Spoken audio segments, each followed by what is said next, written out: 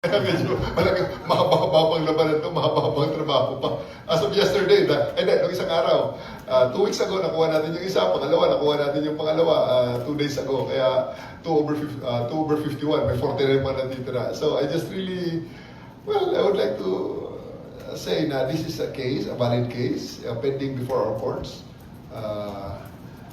Abogado naman si Harry Roque, di harapin niya. Kasi ito yung kaso na hindi mo na pwedeng dalhin sa kalsada o para ni-rally.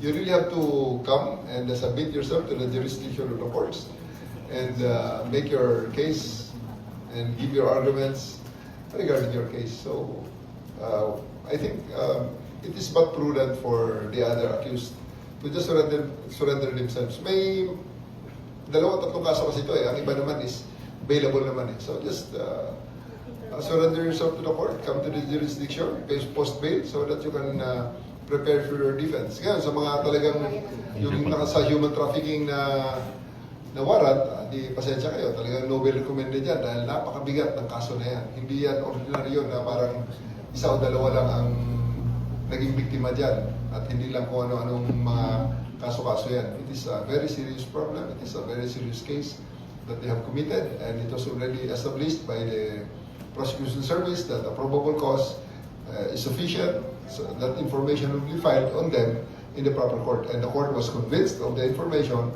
that's why they issued a warrant of arrest. Sir, singit ko lang po, kumusta po yung plano na makipag-coordinate tayo sa Interpol on Harry Roque po? Standard naman yun. This is a whole government approach. The DFA is cancelling his passport and the other accused so that they will not be able to travel freely at sila ay maibalik dito sa bansa. So, Interpol is just one of the many mechanisms that we can use and we can harness, we can tap para sa pagbabalik dito, sa repatriation niya rito sa Pilipinas.